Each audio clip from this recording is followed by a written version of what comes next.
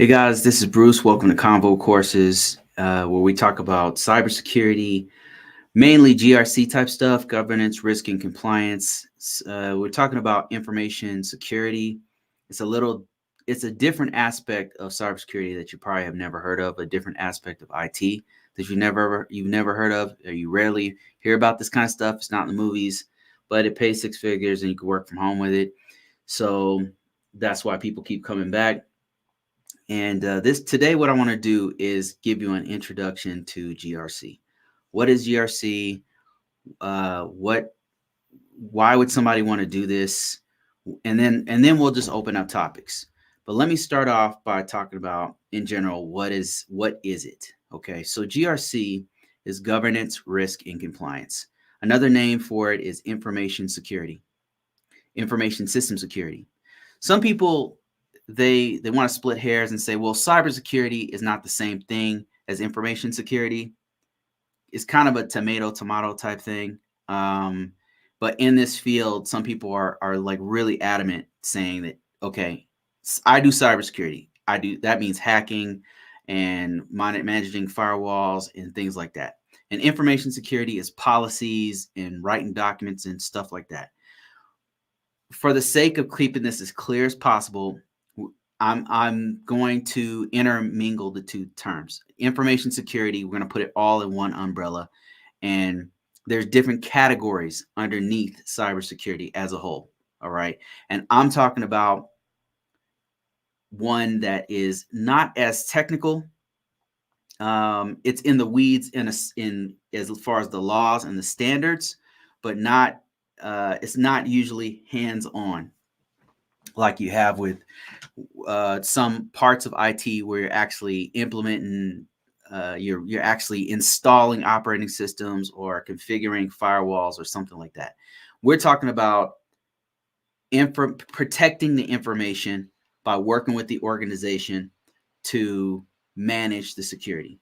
So think about it like this: when you go to your bank and you're making a transaction, you're making a deposit, you're making a withdrawal. Think about the transactions that have to take place, right? Even if you're on your phone, the information has to be encrypted. When you say I want $10 in, pulled out, or I want $100 put into my account or whatever, the data that's coming from your phone to inform your bank what transactions to make has to be encrypted.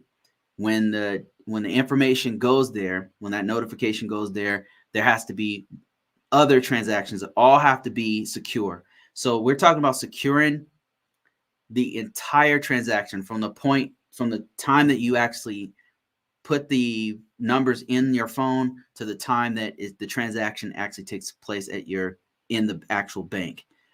That entire transaction has to be secure, right? How do they do that? It's more than just a person writing secure code in the app for your bank. It's more than the actual servers having some sort of script that takes the command that you just sent and the message that you just sent and then deposit the money. There's a whole other set of things that need to happen there. First of all, with the app itself, when they made that secure app, there was a process in place to make that app secure. There's laws in place to make sure the app is secure, to make sure it's protecting your personally identifiable information. And that bank, when they initiated the implementation of that app, when they said we want to make this app, they had to follow certain guidance to protect your personally identifiable information. That's where information security comes in. It's before somebody even puts the code in place, before they even test the code, you have something called information security. That's GRC. That's where GRC comes in. They're testing the code. They're making sure the code is compliant. Before you even start, the design is being, making sure that the design itself is secure. The actual code, the source code, the idea of it is all secure. Everything from start to finish is put in place. That is part of GRC. That's what we're talking about when we're talking about governance, risk, and compliance. Governance. Do we have the rules in place? Are we in line with the laws? Does our organization have management in place to make sure that the right people are even coding that? That's part of governance. Risk. Did we test the code once we put it in place? Did we test it at every stage of the development of the code for that bank app? Compliance. Once we put it in place, is it in line with the laws that the state laws, the country laws, the industry laws for the financial sector? Are all those in place? That's GRC in a nutshell. It's and when you talk about GRC, you're talking about different standards. What is a standard? A standard is simply a set of rules, a set of laws. Different industries have it, such as retail. Governments have their own set of laws. If you go to Australia, Australia has their own set of laws. The US has its own set of laws, and China has their own set of laws. For the most part, all of them are doing best security practices. Now, there's other things that countries might add in there besides the actual best security practices. Like China might want to collect more information. You know, there might be some countries like the EU is a little bit more is heavy-handed on protecting people's personally identifiable information. Different countries have a little bit of a different twist on how they want to implement certain federal and state and provincial laws. But every organization has to fit into those federal, state, and industry laws. And that's where standards come in. So me as an information security person, as a cybersecurity person, I don't really have to know everything that's in a law like FISMA. I don't have to know everything that's in HIPAA. I don't have to know everything that's in a NAMA law, right? What I need to know is the standards, because the standards basically break down and have greater detail about what's in the law. As in a lot of times, to be honest with you, the law doesn't even go far enough to explain what you actually need to secure an information system. So the standards are actually much, much better. They're more in the weeds. A law has to be broad enough. If you think about it, a law has to be broad enough to cover many different organizations, many different situations, many different case studies, use cases. A law has to be very, very broad. So a lot of times when it's written, it has all this lawyer speak in it. And even when you understand the lawyer speak, if you, like me, read it half a dozen times until you understand it, it's still not going far enough to explain what you need to actually do as an IT person.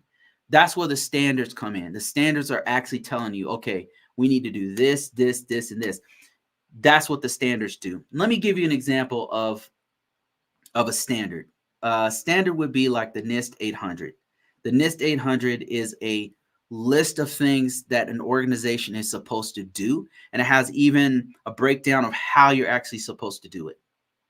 So I want to give you a real specific understanding of what I mean by a standard. We mentioned NIST 800, but I might have something else I can show you. A really good one is, I want to say NIST Cybersecurity Framework.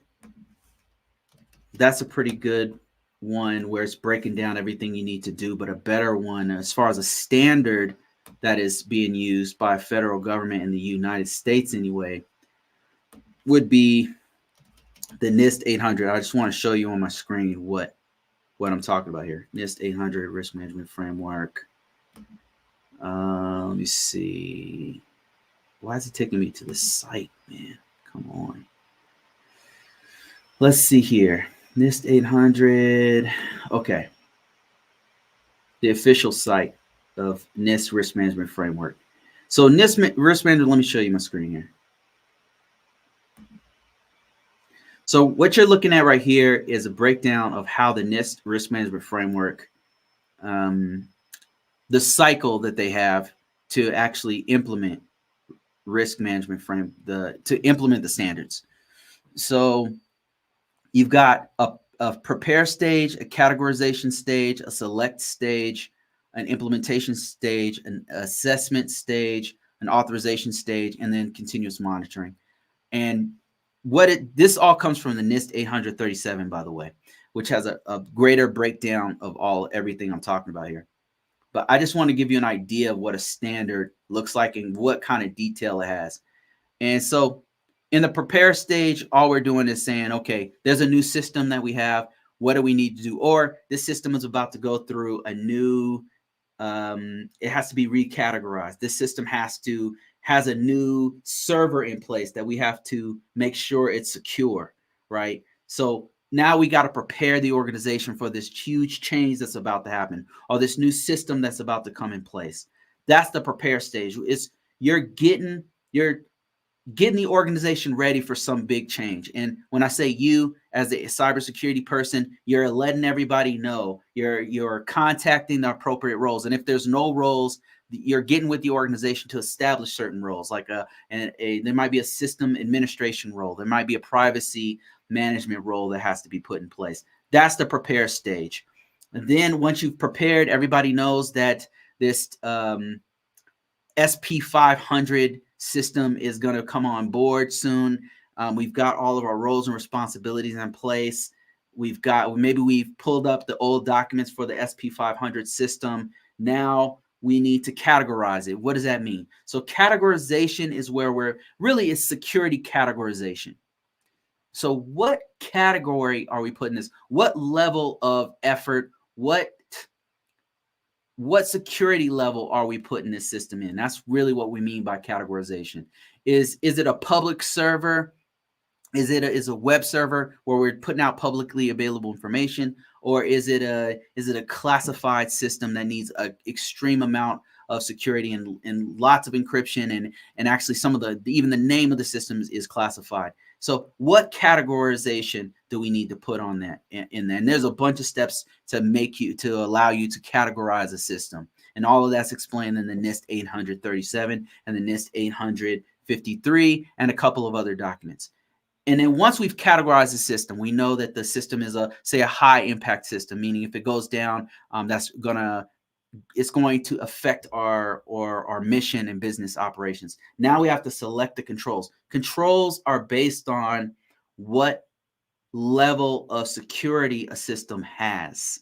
So if it's a high impact system, we're going to have more controls in place. There's going to be things that we're going to do on this system that we might not do on a publicly available web server system.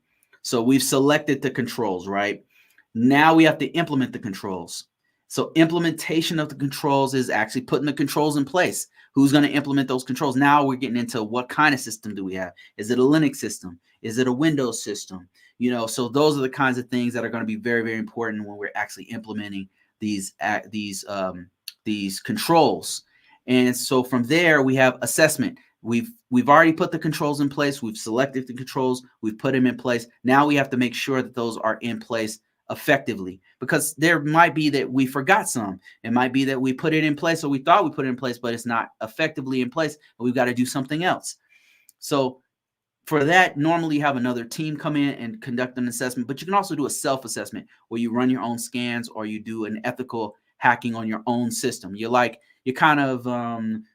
phrase is eating your own dog food. Like, you've created the dog food. Now you're going to taste it. You're going to taste test it to see if it's good. So another thing is you've assessed it. And by the way, at each part of this process, you are creating documents to make sure that everything that you're doing has continuity. That's why documentation is very, very important to this. A lot of people say that GRC work or policy work or information security work is all paperwork. It seems like that because probably 80% of your job is managing documents, because you have, and the reason why you need the documents is because, especially with larger organizations, medium and larger, is because continuity, right? Everything you do, you have to document it, because you might leave. You might leave the organization and somebody else has to come in. And what do they have? If there's no documentation, they got to start from scratch because you didn't write anything down. There's nothing saved. There's nothing put in play. Like, what if the system goes down? What if it has a hard crash? All the data is gone, but you have no documentation how to fix the system, no documentation on how to put the system up. So throughout the whole process, you're actually documenting this. And so now we've assessed the system, we have the controls in place. Now we're going to authorize the system. So there's got to be somebody, a head of agency, or somebody who's above everything. And like in the military, you had normally a colonel or a wing commander or something like that, or somebody in a seat of great responsibility has to take responsibility for this system. So they're the person who's going to say, yes, I'm going to take full responsibility. I'm going to take the risk for this. I'm signing off saying I'm going to accept the risk for this. And that's the authorization process. It's a very important step. I wouldn't say it's the most important step, but it is very important because somebody has to take responsibility for all the risks that are still there. And then another really big step is monitoring. What does monitoring mean? So monitoring means that we're going to continuously watch the system for changes. And if you've been in IT for any amount of time, if you've done anything even remotely close to even if you were just a user in an environment with a lot of computers and you have nothing, you're not touching the system directly, you know that IT changes all the time, constantly. Windows is constantly being updated. Linux is constantly being updated. Apps on your computer, your browser is constantly being updated. There's constantly threats out there. There's constantly people are constantly finding vulnerabilities on systems. There's just constant changes to IT, to our environments. Systems are coming and going. Systems are being decommissioned. Systems are being added. Users are coming in. Users are going out. Different types of information are coming in and out. It's just rapidly changing. And as we go further and further into advancements, as we get more and more advanced, it's changing even faster. I mean, it's changing way faster than when I first got in. So continuous monitoring is a thing that is supposed to manage the risks of that change. It manages because the only constant is change, right? And that's no different in system engineering. Everything's constantly changing. So continuous monitoring is how we say, okay, every week or every month or every organization has a different cycles that they have to do. Some are daily cycles, right? Some cycles are daily. Like one thing that might be daily is the network team monitoring the amount of bandwidth that's being used on the network. Another one that's daily is the security operations center. They're watching logs come in and out every day. Actually, every minute of every day, they're watching the data come in and out and watching for incidents, like to see if anything's happened that's an anomaly, like some kind of something that shouldn't be there. They're looking for that thing. So that's its own cycle. But then you've got other larger cycles, like changes in the information system. Like there's a major upgrade to the system because we're no longer using Windows 2008. So it's a huge upgrade. Now we're going to move to Windows 2012 or 19 or whatever. The servers have to be upgraded. Now we have to do this huge overhaul. That's another thing that you might find in continuous monitoring. So that is GRC is a very broad term. And I only covered one aspect of it. I covered just compliance. That's what I just talked about is mostly compliance. I didn't really cover too much of the governance, but governance is very important to the entire process. Risk part of it is the assessments. So there's a lot of overlap in the term GRC, but you kind of get an idea of why there's so much documentation. What is GRC in a nutshell without somebody just saying cybersecurity? Now we're talking about one big part of cybersecurity, a very important piece that a lot of people don't talk about. That is GRC. in a nutshell, but I can go way deeper into this. If you're very interested in knowing more about this, I've got books on this right now. If you look in the link description below, I'm looking for a team to help me evaluate some of the books that we're publishing. I've got a team of other writers that are helping me put out a more practical guidance on compliance, because what I found is, even though there's all of these free resources from governments and from industry, sometimes the way they speak is kind of inside baseball. They're using a lot of jargon that's relevant to that's relevant to their industry, that a lot of people, like the government, for example, DOD, even in specific branches, uses all of these acronyms and all. It's really hard, especially if you're a new person getting into this, or maybe you worked in the banking sector and now you're trying to get into the government, and they're using all this jargon and stuff. So what I do is I write it in a way that is understandable and practical. I'm saying, look, this is what they mean, and this is how you would use it in this situation. And I'm get straight to the point, and we move on to the next thing. I just wish somebody would have done that for me. So the stuff that we're publishing is that type of thing. We're breaking it down in a way that, look, I know you might be from another industry. You might be completely new to GRC entirely. So I'm going to write it for people who are really trying to do the work, like people like myself who are in the field doing the work, not some academic who needs to do a TED talk on it. I'm talking to people who actually have to do this. I'm talking to the help desk person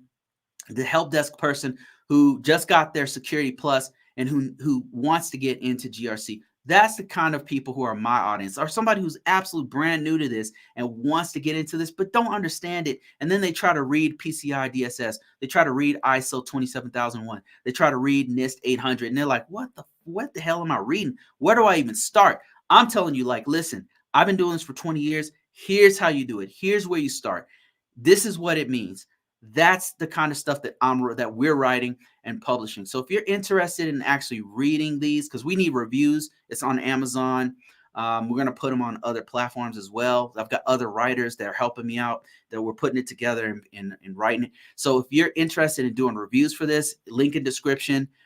It'll give you a free code to listen to audiobooks. I know a lot of us are driving, commuting, and doing other stuff and everything. You're busy. You might not have time to actually just sit there and read. So I've got a bunch of audiobooks out there that'll give you a free code. You can just listen to it, give me a review, and then if you review often, I'll reach out to you directly and be like, hey man, I've got this new book on ISO 27001 that we wrote. Could you go ahead and check this out for free? Here you go. Here's an audio book. I've got tons of stuff coming down the pipeline into 2024, 2025, 2026 is going to be coming out. All kinds of content. If you're interested in that, join our readers team, and then I'll send it out. Or you can just join my newsletter. Sometimes I'll send out this kind of free codes, or even just free ebooks. I'll just send it out to you, and discounts on paperback books as well. So just go ahead and sign up if you're interested in it. I've got a few people who've already jumped on it.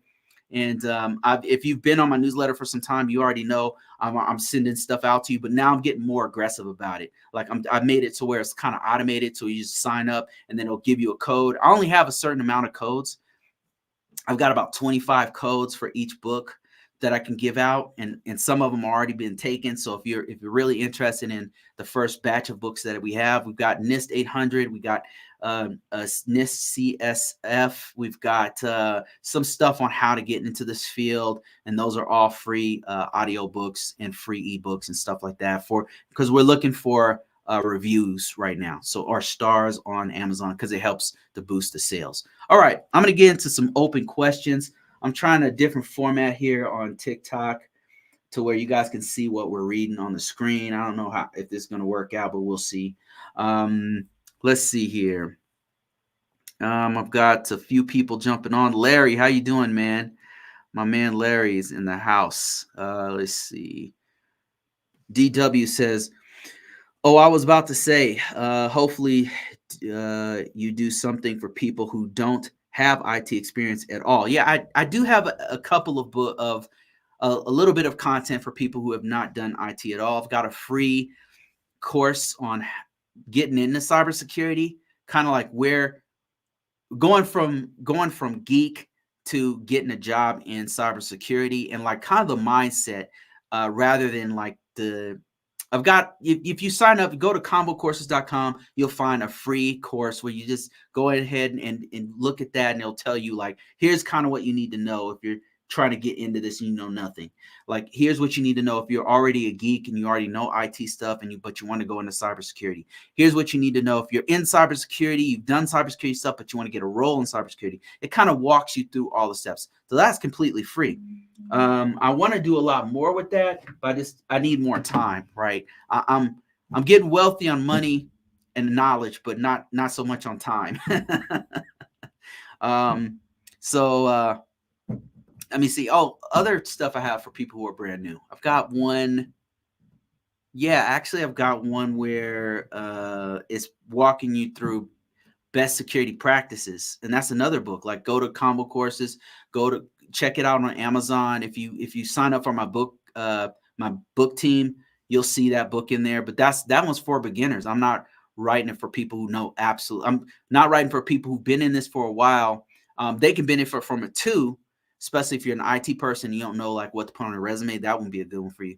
But for you, a person who's straight off the street who doesn't know anything could read that book. So there's a couple things I have for people who don't know anything, who are brand new to this. But all the books I write, I'm not writing it for academia. I'm not writing this for you to wax poetic when you walk into a group of IT people. I'm writing this for people who want to have a practical understanding. They're in the job, because that was what happened to me. I was kind of like tossed in the fires, and so when I write, I'm writing for people who are in that situation, who they need to know right now. Like, what do I do right now? What do I do? What tasks do I need to do? My videos are like that. I'm talking about what do you do? I'm giving you practical examples from my own experience. It's something you're not going to see with the more academic types who are teaching. It's not, and a lot of folks are not teaching GRC stuff. And I just wanted to take a practical approach to it. And I'm going to go more in that direction because I just feel like that's more useful to people than just speaking academically, that you can get for free off of Nest 800. You can get all that stuff for free off. I'm trying to give you a practical understanding from a person who's on the inside looking out, so I can kind of pull people in. Let me see. Okay, let me see here. DW says, but you have already covered it, saying desk, help desk and no experience at all. So we're good. Okay. Jordan on TikTok says, what is an entry-level role in GRC to get into from help desk? Okay. These are the kinds of folks that I'm helping, by the way. So people you happen to have done a little bit of help desk, you happen to have done a little bit of maybe your role was customer support technician, and now you're trying to level up and you're trying to get into GRC more specialized. So there's a couple things that I would recommend you do. So it's going to start off with what you already have. And what I mean by that is what you already have is you already have done some cybersecurity. If you already are in help desk, if you already have done customer service, more than likely you've had exposure to cybersecurity. You just don't know it. You just don't, because a lot of people associate cybersecurity with hacking and with I don't know, implementing firewall rules or like real complex stuff, right? That's really in the weeds and super technical. But the thing is, one of the most important things in cybersecurity is documentation. So if you've helped with policy before, if you've helped with a security policy, if you've helped with a procedure in your organization, a procedure to create accounts, a procedure to do passwords, if you've done any teaching, like a lot of times as a help desk person, you might have to teach a user how to use certain functionality. One of the most important things in an organization, correct, and you tell me if I'm wrong, is educating users. So in every single best practice standard you see in most laws, one of the most important security controls that they talk about is it's called awareness training, security awareness training. So if you've done that, you need to put that on your resume. These are things you need to put on your resume. So if you're a helpless person who's trying to get in GRC, you've got to put all of the security stuff you've already done, and you need to put that in your resume. But we're talking about not implementing firewall stuff, not hacking or pen testing. If you did that, that's great. But there's other things. Have you ever worked with a scanning tool? Have you ever looked at scanning results and had to analyze it and figure out like what's going on? Have you ever had to look at logs? Have you had to turn logs on? These are all best security practices that you need to put in your resume so that you can be more attractive to somebody who's doing GRC stuff. Now, the juicy stuff with GRC that you need to put on your resume is an understanding of the standards that I talked about in the very beginning of this. Standards meaning NIST 800, NIST CSF, PCI compliance, Sarbanes-Oxley, HIPAA. These are all things that they're really actively looking for. If you put that on your resume, I promise you, people are going to be looking out for you. Now, let's say, well, Bruce, I've never done HIPAA before. I mean, I'm not in the healthcare industry. I've never done Sarbanes-Oxley. I don't even know what that is. I've never done NIST 800. I've never done any kind of. There might be a standard that I'm missing because there's literally hundreds of them that you have done before. You need to know what that is. More than likely, you've done CIS controls. Look it up, CIS V8. You've probably done that before. If so, you could put that on your resume. Another thing is to get yourself knowledgeable of it. If you worked in retail before, if you're an IT person who worked in a retail industry, if you're an IT person who worked in, I don't know, cybersecurity services, if you've worked in a bank as an IT person, if you work, each of one of these are an industry. You've worked in some sort of industry, and every industry uses some kind of standard. You need to put that on your resume. You can also just educate yourself on PCI DSS. You can educate yourself on NIST 800, and then you could put it on your resume saying that you are familiar with it.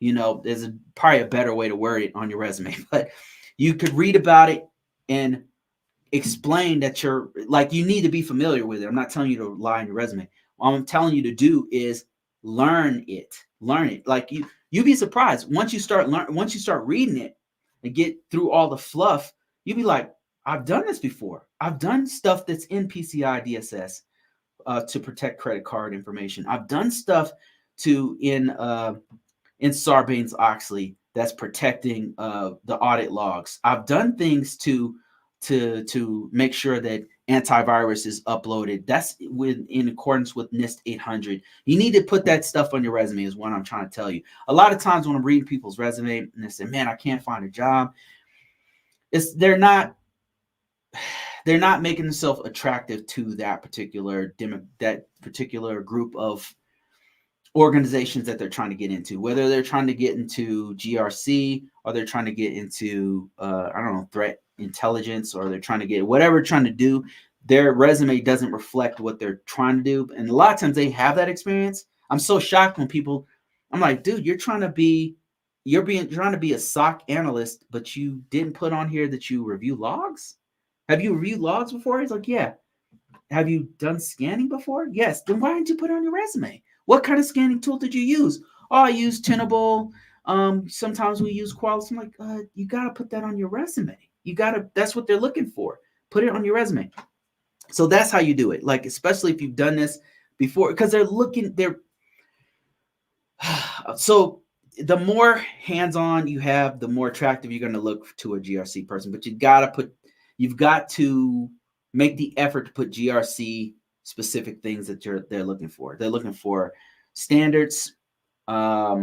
You can even put some laws that are pertaining to the industry you worked for. They're looking for people who've written policies, procedures before. They're looking for scan.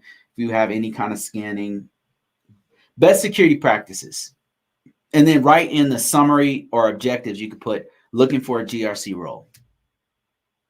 You know, looking for or maybe you're looking for a SOC analyst role, stuff like that. All right, let me see. Somebody said, how do I get codes? So this person is looking for the free audio books that I have. So I've got about 25 on each book. I've got 25 for US and 25 for UK if you happen to be in UK. Codes, and the way that you get them is to sign up in the link description below. Or if you don't see the link description, you can go to convocourses.net. It's going to be right on the top, convocourses.net, and you'll see it right on top. In fact, let me just go ahead and type it in here. Convocourses.net. Go there. If you go to convocourses.net, the top one, you'll sign up for something. It's called Book Sprout, and then it'll feed a code. Like you'll have a list of books that you can do, and then you choose the book you want. It'll it should give you a code. If not, you can contact me at contact@convocourses.com, and we'll resolve it. This is the first time I've done this before, so there might be some things, kinks that we need to work out.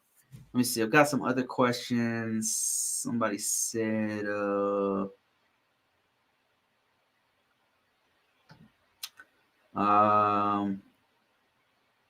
CBT Focus says, currently been in GRC for the last 2 years. Control assurance for the most part. Recently failed the CISA exam by 9 points. Do you have any study material and tips for the CISA? I personally don't have the CISA. I have the CISSP. I have the CGRC. And a couple other certifications. The CISA, by the way, is a great certification. It's a high-level intermediate cybersecurity certification for, I believe, for auditors. Very, very good certification. Some of my peers have it. I've had bosses who've had, or supervisors who've had CISA. So, man, just keep taking it. I've failed certifications before. The last one I failed was man, I failed a vendor certification. Just had to keep taking it until I passed it. Which one was that? I think there was a Qualys one I had to take. I failed that one. Probably the biggest one that was a stab in the heart was the CCNA. I retook that one years ago. I took it before I passed it, and it got way harder. And I took it again, and I failed it. So just keep taking the certification. But tips for the CISA, I don't have it. But one thing that I do for IT certifications is to take a lot of the questions. Like if you know the core material, of course you need to go and learn the core material. Because what I'll do is I'll take notes on it. I'll take like a, let's see if I have one. I'll just take like a notebook, and then I'll take notes on each one of all the main features of each chapter, each main domain, and all the main things you need to know, right? And you can't, so the thing about writing is you can't write the whole you can't copy the whole book in there, but you got to focus on the things that are most important. So that's what I do. I focus on the things that are most important, and then I study my notes. And so that forces me to focus on the things that are the most important, and all the other stuff, just keep it moving, right? Just focusing on the main thing. It does a couple things. When you write it down, for me, I'm a tactile learner. Like the more hands-on I'm doing, the more I'm doing and experiencing, the more I remember it. And knowing what type of learner you are is really important. But since I'm writing it down, I'm hitting a couple different senses. I'm hitting tactile, or kinesthetic, or whatever they're calling it these days, and then audio, learning it via audio, like because I'll read it back out loud to myself, and then visual. I'm writing it down and sometimes putting like little diagrams in there, and so it's audio, it's visual, and it's tactile. And because I'm learning in those three, I'm absorbing the information better. So that's one thing I'll do, and then just study my notes. And then another thing I'll do, a big one, is to just take a ton of practice questions. Like I take right before the test, I'll just take practice questions until my eyes bleed. Like I don't until I don't care if I fail anymore. It's like being tortured because I'm just reading it over and over and over until I memorize it. And it's just all practice questions, like the types of things that might be on that test. And there's a couple places you can go, like Boson is one that you can go to that has a bunch of practice questions. There was one called Visual Certifications. They have a bunch of tests that you can take. Another one is if you buy the books, normally in the back of the books they'll have some practice questions. I'll take those. A really good one that's brand new, that's really effective, is AI. You can go to ChatGPT or Bard and tell it to generate some questions that might be on the CISA. Types of questions for the different sections of the CISA, and it will do it, and it's incredible. Like you can actually prompt it to have you do a timed test. You can have it do a multi question test. You can have it's crazy. You can have it do an essay question. You can have it's incredible, man. Like, so I would go to an AI, an LLM, like either the best ones right now are ChatGPT version 4 and Bard. Bard's really is gotten a lot better. So those two I would use as practice questions and just keep on doing that over and over again. So that's what I would, that's what I've been doing, and it's been working for me. Let me see if I got any more questions here on YouTube. LinkedIn, oh cool. Nathan says, to the RMFers out there, RMFers, I like that. DISA has a free EMAS training I took last week. Oh man, people ask me about EMAS all the time. That he took this week. You have to have a CAT card, okay? And it was really good going through the risk management framework in the context of using EMAS. People ask me about this all the time, by the way, so thank you for this. Look up EMAS CBT. It's about 2 hours, and you get a certification for completion. So thank you so much for that, Nathan. For all you people out there who've been asking me over and over again, if I do EMAS training, I do not have access to EMAS, unfortunately. But it looks like the DISA just put out a EMAS training.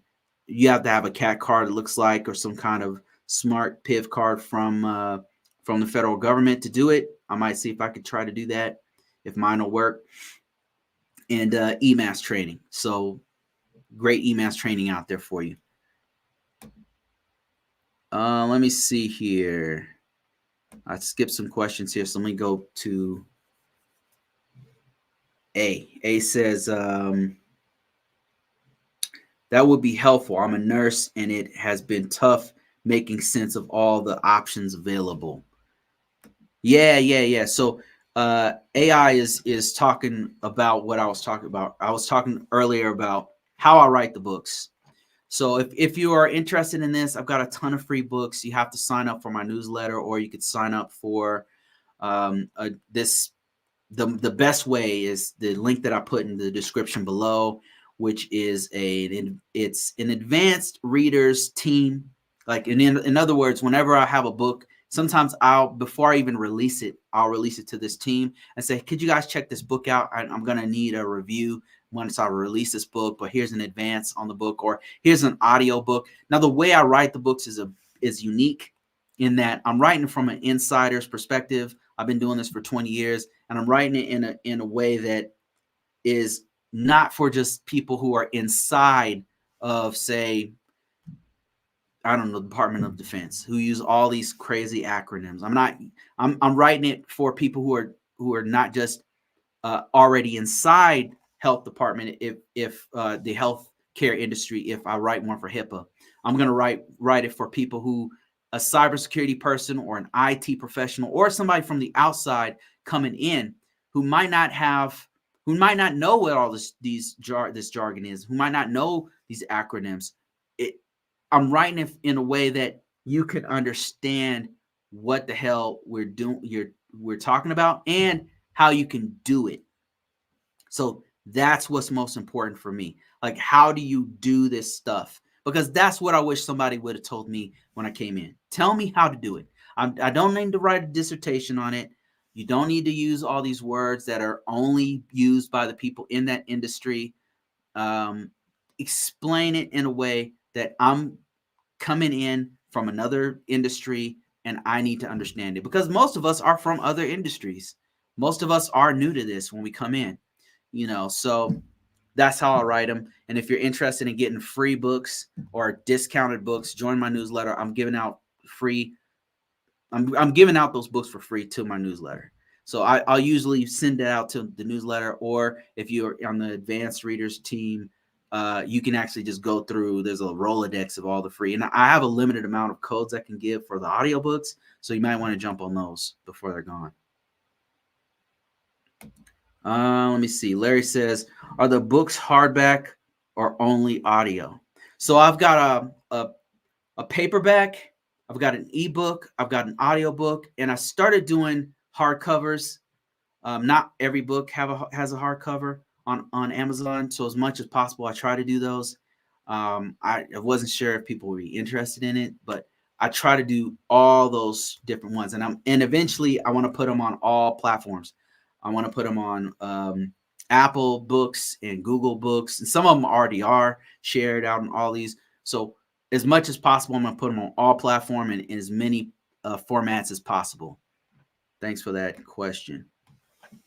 Let me see here. Got some stuff on. Wow, what the hell? Got some stuff on TikTok. Okay, let me see. Other questions, comments.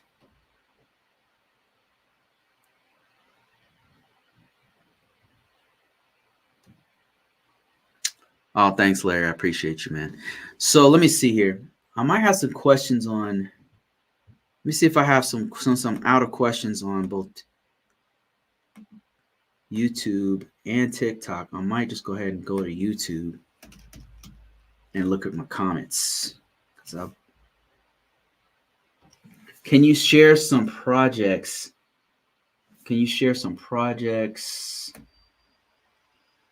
I can initiate to my group as a GRC analyst. Okay. Projects that you can initiate. For GRC. What part of GRC do you do? Would be my first question. What part of GRC? Are you doing scanning, assessors? Are you doing policy? It would depend on what kind of GRC you're doing and for what industry that I would give, that I would recommend. Because GRC is very, very broad. You have assessors, you have people writing policies, you have managers. Technically, they're part of GRC. Managers like IT managers and stuff. So which one would we be talking about here? How can I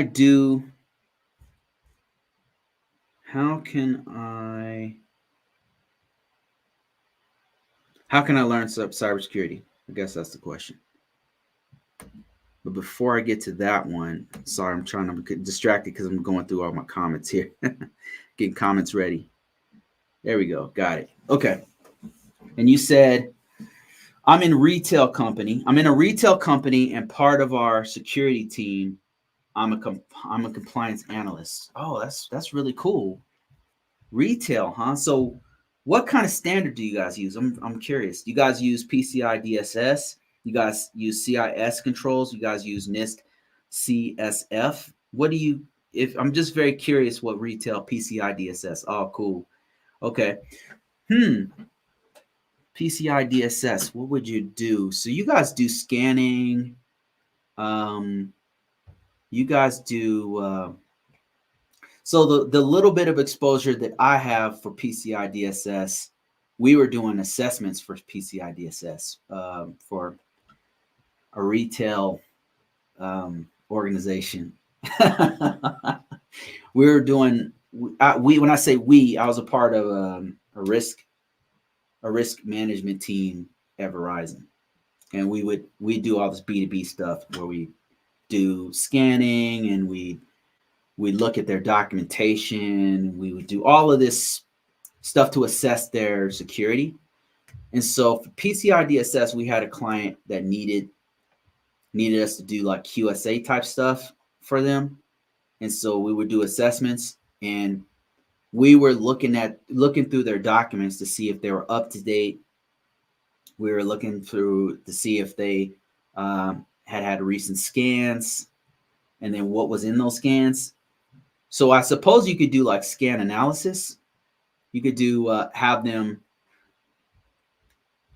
for like training. Maybe what you could do is you could have a scan that you know is messed up. Like you know the scan, you like have 3 different scans, right? 3 different scans. One scan is just nothing. Like it's just somebody, we ran a scan on a bunch of desktops, and it's fine. There's no problems. And it's just a bunch of logs. And then one is a denial of service attack. And it's the logs clearly show, like if you know what you're looking at, if you actually read it, you'll see buried in there denial of service attacks. And another one is just some servers or something, just server logs, people logging in and out or whatever. And then give them those 3 and be like, which one of these has interesting traffic? Which one of these might be an incident? And tell me why. That's one thing you could do. Like if you were doing risk analysis, that's what our team used to do a lot. Like they'd give us these like little puzzles to solve among all the team, and see who would do it the fastest, who had the most accurate one, and then why. And then you have them present, like the person who got it right. Like, why did you say this? Why did you say that? Was one that I thought was really cool that they would do. Man, another one you could do. I don't know if you guys do like Wi-Fi scans. Do you guys do Wi-Fi scans? Another one is to put like a rogue. I don't know if you could do this, get away with something like this, but you could put like a rogue AP, like a rogue router that's connected to nothing. It's not actually hacking people, but you put it out there and it's doing its thing, and it looks exactly like, let's say it was TJ Maxx or something, and you say underscore TJ Maxx, and there's TJ Maxx Wi-Fi, and then there's underscore TJ Maxx, and see if you're doing Wi-Fi scans, if people would pick up on that rogue system that's trying to steal people's information. That's one thing you could do. I don't know if you are that heavy into scanning, but let me see, what else could you do? This is something I've never done before, would be to have people review a policy that has some issues with it, and give an idea of like what things to improve in the policy. That's one thing you could do. Let me see, what else could you do? I'm in a retail company and part of a security team. I'm a compliance analyst. What else could you do? PCI DSS. PCI DSS. Oh, you could do, there's different levels of PCI compliance. So you could, I don't know if this will be relevant to you, but one of the things you could do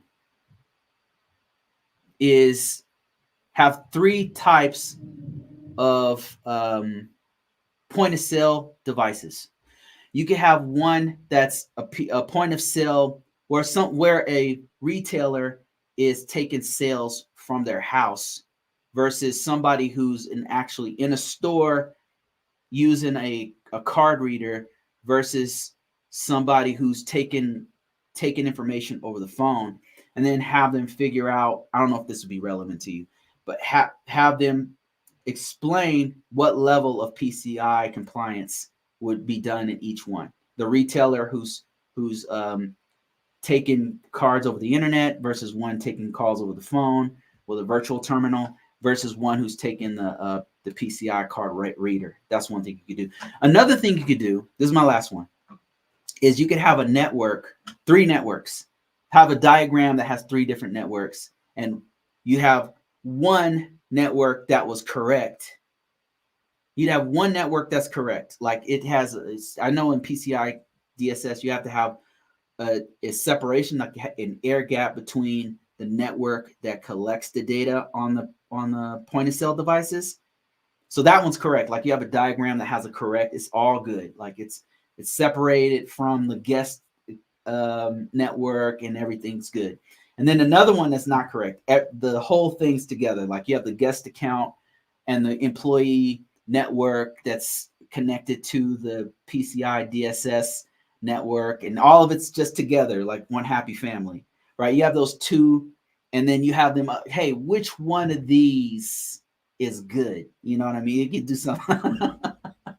Maybe make it not so obvious, like that'd be kind of cool that you could do.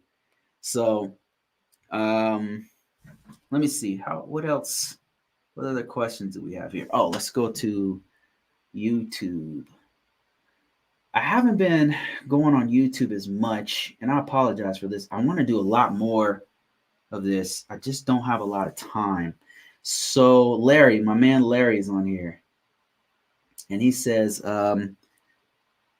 if you're already remote with your company or government, you may be able to use that leverage in bargaining for a full or partial remote with a new position.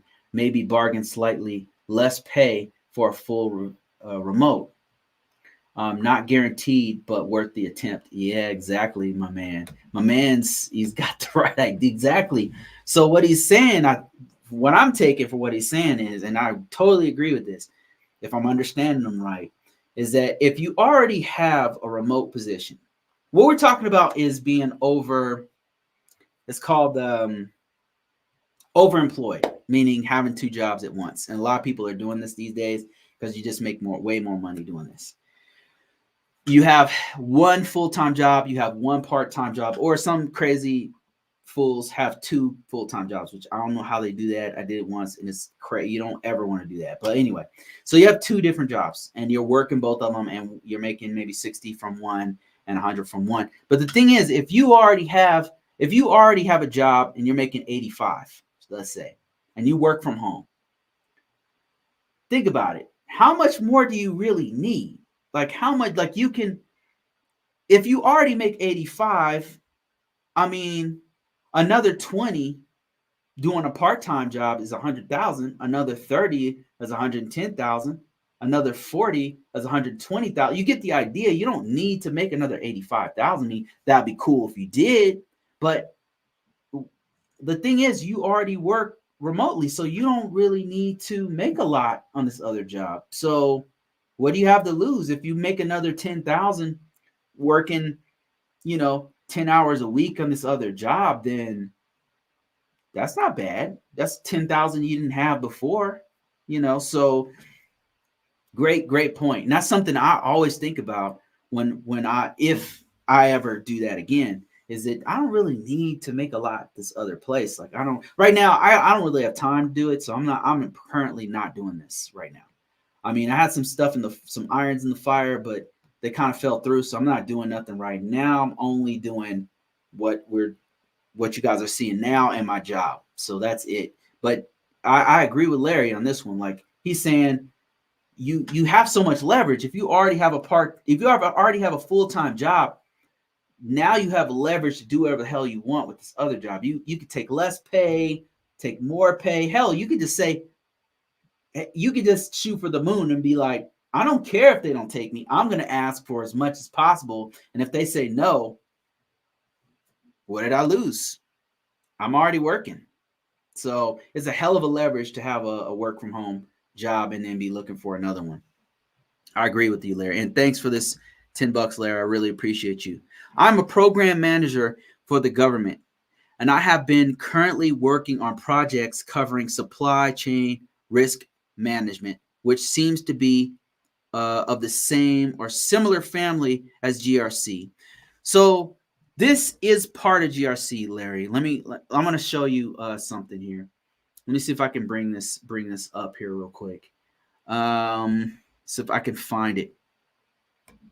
So it's supply chain security is part of the security controls that you normally implement. It's super, super important. And it's in every best security practice these days. Like any modern one will have something about supply chain risk management. And I want to show you what I mean here. So right now we're looking at NIST 800. This is NIST 800 right here. And this is one of them. I want to see if I can bring up another one. Another family that brings it up is the NIST CSF, also talks about it. CSF V1 also talks about this. Let me see if I can, if somebody could secure risk. There it is right there. Boom. That's another one. I just want to show you something about supply chain. And there's another one. Let me see. I think it's in CIS supply chain risk management. I believe the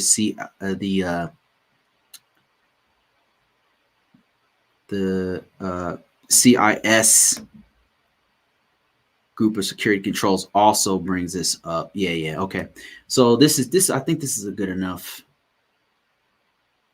This is a good enough amount of information. So right here, what you're looking at is the CIS controls. And a lot of organizations use CIS controls. It's used in retail. It's used in the federal government. I've used it a couple times in federal government. I've used it in aerospace. Many different industries use it. It's just a very useful tool. And this originally was created by the SANS organization. SANS, if you didn't know who this was, SANS are the guys who make the GAIC certifications. That would be the GCIA, the GCIH, and many others. Great, GPIN, all kinds of incredible certifications that are kind of a staple when you get deeper into cybersecurity. And anyway, CIS, they created their own group of controls, which a lot of organizations now use. And they have a whole thing about supply chain security. So it is definitely a part of GRC. Here's another one. This is coming from the NIST cybersecurity framework, which is a recommended standards, not absolute. You don't have to use this, but it's just to help out any kind of organization who wants to use it. And organizations all over the world use this. It's created by NIST and it's for everyone. And so right here, you see supply chain risk management, and it's just breaking down all the things you do in supply chain risk management, starting with the first one, which is cyber supply chain risk management. Processes are identified, established, assessed, managed, and agreed on by the organization. And all this is just kind of give you a general idea of what it is that for those who don't know, it's a fancy way. Supply chain risk management is a fancy way of addressing organizations using other services and other vendors and making sure that that other vendor or service is secure. A good example of this is software. Most organizations rely on other organizations to give them software, right? Am I right? Like, think about it. Microsoft, Oracle, Linux, Red Hat, Linux. Your organization did not develop Windows. It did not develop Adobe. It did not develop Apache, right? They're relying on these amazing tools to do what they need to do. That said, sometimes what happens is you're relying so heavily on these other organizations, but if their supply They're supplying you with a service or a tool or something. If their stuff is not good, if their security is not good, they can get hacked and it can affect you indirectly or sometimes even directly, right? If they don't have their stuff together, then you don't have your stuff together. So supply chain risk means, okay, what is the risk that we have of using this service or this other vendor? Does this other vendor or service have adequate security? Because otherwise, we are opening up a huge hole on us. That's all supply chain risk management is. It's making sure that that other organization, and this is why some organizations freak out if you happen to use open source technologies or something that's not tested or something that's freeware is a good example of it. Like freeware, sometimes you get these awesome tools that some dude in their basement created and they just put it out there, but it doesn't have any support. It's just something they did in their free time. They put it out there and people start using it. Governments start using it. You know, retail organizations start using it, but it doesn't have any, and then it gets hacked. And guess what? There's 100 instances of it on your network, and now there's an exploit of this tool that you're using. But you didn't do enough. You didn't assess the tool. You didn't know that you didn't assess whether or not they actually back it up, or you didn't assess whether or not they have vulnerabilities. You didn't assess whether or not they update it from time to time. Does it have support? Like you didn't look into that. So that's a problem. So that's why it's in the CIS controls. It's in NIST 800. It's in the CSF. Supply chain risk is super, super important. Now, here's another place that you see it's really in most standards will have it. And so here it is in the NIST 800. And NIST 800 has it. It's called the SR controls, supply chain risk management. There it is right there. It's just making sure you have a procedure for it, and making sure that in that procedure and those policies, you're addressing like a plan to make sure that the organization is legit, making sure that what kind of security do they have. We didn't just buy something from Best Buy and hope for the best.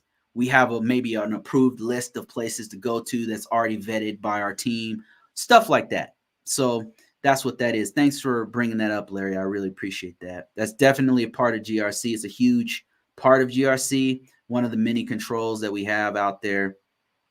So let me see here. I've got some other questions here. Some other people jumping on here. Ooh, this is a good one that I get often. Cloud computing or cybersecurity? I would argue that it depends on what you want to do. Both of these are very good. Both of these are very, very hot. Cloud computing. I talk about this a lot, but the last time, like maybe last year, I was going for another job, and out of 5 interviews, 4 people asked me about cloud computing. And I'm not a cloud guy, so I know very little about it. I know like about FISMA. FedRAMP. FedRAMP is the process of assessing cloud systems for the federal government. I know about that. But as far as the actual technology, I don't have a lot of hands-on experience with it. Do I use it? All of us use it. I mean, have you ever used Netflix? It's using cloud technology. All of us are using cloud technology. So, but do I know like how to implement it, or do I know how to use AWS and implement a client on? No, I have not done that. So cloud computing or cybersecurity, depends on what you want to do. If you want a lot of hands-on, probably cloud computing. Cybersecurity is pretty specialized, and normally they're looking for somebody who already has at least IT experience. So, if you're coming straight out of school, you probably want to do both, to be honest with you. And because what you could do is you could go. Actually, let me just show you. So check this out. So cloud computing, let's show you one of them. AWS Cloud Practitioner. That's what the first certification is called. Track. So what I want to show you is the types of certifications that you can get. And hell, if you are trying to figure out which one to do, why don't you just do both? Check this out. So here you go right here. Let me show the screen here real quick. So right here, you have different cloud certifications. You see this right here? I don't know if you guys can, I don't know if you can see this, but these are different cloud certifications. And this is from AWS, by the way. AWS, why I'm mentioning this one is because they have the biggest market share. Not to say, you should definitely do AWS, but this is probably one of the top ones. It starts off at the bottom here with cloud practitioner. Some people can't see it. Let me see if I can readjust this. Yeah, I hope you can see this. So the bottom one here is cloud practitioner, and that's the basic one. It's like 100, I don't know, 60 question test or something. It's pretty cheap. It's like $100, $85 or something like that. From here, you have a foundation, and then you can go to architect, operations, or developer. And then from here, you've got, so you've got tiers, right? And then over here, let me see if I can find the security one. There's one that focuses on security after you have done these. I'm trying to find that security-based one. Some of y'all already know what I'm talking about. Maybe this is it. This roadmap right here. Let me see. I'm looking for a good diagram that's going to explain it. It's going to break it down quickly. I had one before, and now I'm struggling to find it. Let me see. There's an AWS certification that is focused on security. And this one is really good because you get the best of both worlds. I mean, you get to learn cloud and you get to specialize in security. Okay, here's one right here. You got to do this one first, right? And then you can do the security cert, and then there's a level above that. But why not do both is what I'm saying. Why not specialize, do cloud, and then specialize in security? It's just an option, right? Especially if you happen to be a student, you have the time, money, and energy to do this. So why not do both? Why not learn both? It's going to take you longer to do it, but that's what I would recommend you do. Okay, let me see. My man Larry's here. He says, but on top of my salary, okay, I think I missed something here. I think I missed conversation here. Larry says, I bridge the gap between the policy side and the development side of the house. I have a background in information assurance, and it makes me feel like I should continue to strengthen and build my knowledge base. Yeah, that's that. I would say so. Continue to build that because it's definitely worth some money. Let me see. Build your security side. Okay. For those that are maybe unsure, there are many paths to find success, in my opinion. Yeah, I agree with you, Larry. I work in the government, and I'm currently just shy of 6 figures. I am a vet, so with my VA disability, I clear it. Yeah, that's awesome. My man's doing it right. So in less than a year's time, I anticipate my base salary to be over 6 figures. And I say that to say you can 100% make more money working for Google, Amazon, etc. And not only that, like I would venture to say you don't even need to work for these major companies. You don't even need to work for Fang to make 6 figures. You can do it. I don't work for Fang, but I use their products, but to get where I'm at, but I've never worked for Fang actually. And I'm doing pretty damn good, guys. Money wise, I'm doing pretty damn good, So it's like Larry's saying, like Larry's kind of a triple threat. That's why you'll notice like a lot of folks who are making the big bucks are a triple threat. Like they meaning they're skilled in several things. Larry has a background in information assurance, and then also he's a project manager. Either one of those things can make him six figures. Project management can make him six figures by itself, and then information assurance can make him six figures. And usually that's how this is how it is. And you'll have multiple discipline.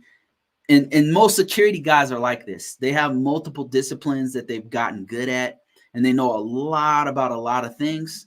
And they're skilled in either one or a couple things, like really, really skilled in one or two things. And that's why I say, like, if you're a help desk person and you feel like you're trapped on the help desk and you're trying to level up, you're actually in a great position, because from there, you already know the basics of IT that a lot of us don't, that a lot of people coming in don't. That said, you just got to position yourself to start to specialize in something else. You already have specialized and sharpened your skill set in basic information technology. And now you need to say, okay, I'm going to do cloud. I'm going to do security policy. I'm going to do information assurance. I'm going to do network engineering. I'm going to do pen testing. You choose a path and then go that route, whether it's cloud or pen testing or documentation, and just learn as much as you can about it. And I would argue get a certification in there to kind of validate your knowledge, and then put that shit on your resume and then see what happens. Let me see. Anthony Sutherland says, when using freeware, what security should I watch for? This is a good question. Should I lock down the freeware that securities need to be applied for freeware to? What securities need to be applied to freeware? So let's look at the vulnerabilities of freeware. The main vulnerability usually with freeware is it's unsupported, meaning it's not supported by any. A lot of times the organization is not, hold on. Thanks. Appreciate that. A lot of times the organization, the organization that's creating the freeware is not supporting it on a regular basis. There's some exceptions, but that's really the main problem with freeware is support. So that's one. Another thing is, well, I mean, that's the main thing, because that's patching. That's if threats come in to play. Like look at Microsoft. Look at Internet Explorer. The problem is it's targeted, right? It has a huge target on its back. So all these people are finding new exploits for it, and the Microsoft is constantly having to update it with patches, and it's like a boat with a bunch of holes in it, and they're constantly patching. But freeware doesn't have the luxury of having those patches, so it's unsupported, and that's the main problem really with it. So how do you secure that? So a lot of organizations that I've worked with, they do it in a couple ways. The first one would be just don't allow it. That'd be the most obvious one. Don't allow it. The other one, and the most likely one, would be to have a software list, either a white list or a black list. A white list meaning we only allow this list of software. We only allow this. If it's not on this white list, we don't allow it. It has to be approved with a process. And then you have a blacklist. You can have either or. It depends on how you want to do it, right? A whitelist is easier to maintain, but it depends on the organization, really. So a blacklist is like, okay, we allow everything except for these things. So obviously a whitelist would be better for security. It's better. Just say, here's our list, and If you want approval, you have to go through an approval process. The process of approval for that freeware or for whatever software that's being introduced to the environment is key. And here's why. They have to have a justification for having that freeware on there. And then another thing is that it's now documented, because they've documented that this freeware is what we want, and here's why we want it, and we need it for, and some organizations even have a time limit. We want it for 365 days, and then after that we have to re-up on it, whatever, right? So it does a couple things. Number one, it's documented. Number two, it gives a justification of why they're using this instead of the one that's supported. Maybe there's no other alternative and they have to use it for business purposes, whatever the justification is, right? Then you can monitor it because it's documented.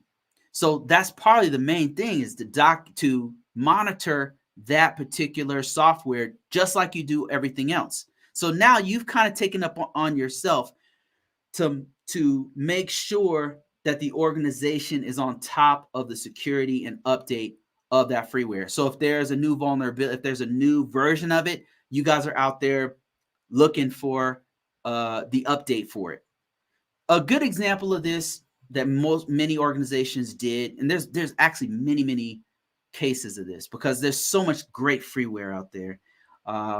One of them at one time, I don't know if this is still the case, but there's one called 7-Zip, and it was free for a long time. It's just a great application. So everybody was using it and it was free. You just grab it and everyone was using it. What we did, a couple of organizations, what we did was, number one, we documented it. We had a process that anybody who wanted to use this, we documented it. We knew which systems it was on.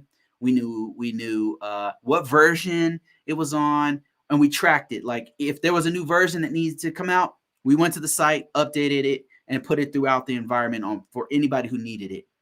And then anybody who needed that, we had a justification. It's already documented in our whitelist of software. Somebody could come and get it.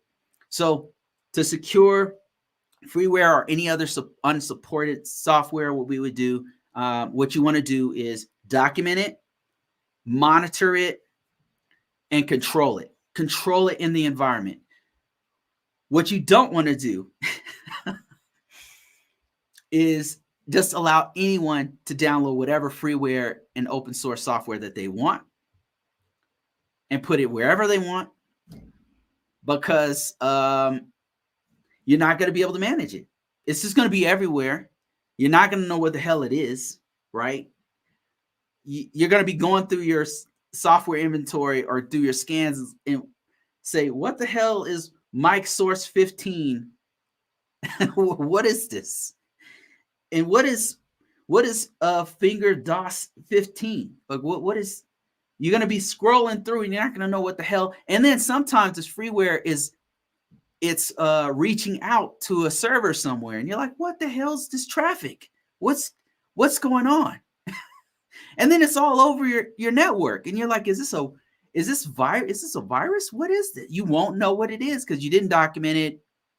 You're not tracking it, and you just allow anybody to just go ahead and download it. So document it, control it, track it. That's pretty much all you can really do, because the vendor is kind of hit or miss. Like they might update it sometimes and sometimes they don't. Sometimes freeware is really good. The best software is actually either free or open source. Let's be real. Like most of the best stuff, Linux came from that environment. Hell, name something. Most of the best stuff out there came from free open source. That whole thing, that whole movement is incredible. So it's the best stuff. I'm not saying don't ever use it unless you're in a real strict environment. Sometimes you shouldn't. I would say places where that shouldn't use it, probably Intel. Like if you have a very secure network, you just shouldn't use it. There's some cases where you just should not use it, and if you do, you need to have very, very, very tight controls. That's how the DoD does it. They do allow it, but there's a process to allow it. You have to have a real good justification of not using the stuff that's already been approved. If they have an alternative, typically they're very strict and they say, look, no one can use it. And when they find it, they're going to get rid of it. They're going to ask you who downloaded and why and stuff. So there's cases where you shouldn't have it, but every case you should always control it as much as possible. So I hope that helps. And that's just based off of all the places I've been to. That's just how they've handled it. All right, let me see if I have any other stuff going on. We've been talking for about an hour and 25 minutes, and I want to see if there's any other questions on YouTube. Let me see. Thanks, Larry, for that. I appreciate you, man. Let me see. Oh, here's a good one. Somebody said,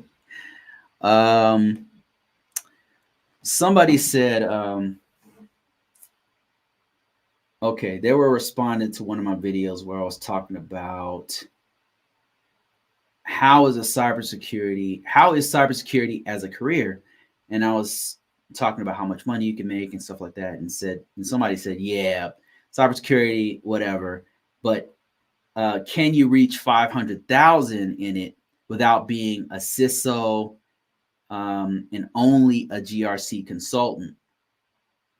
And then somebody said, there's a conversation going on, and they said, are you worth 500,000? Got to be realistic.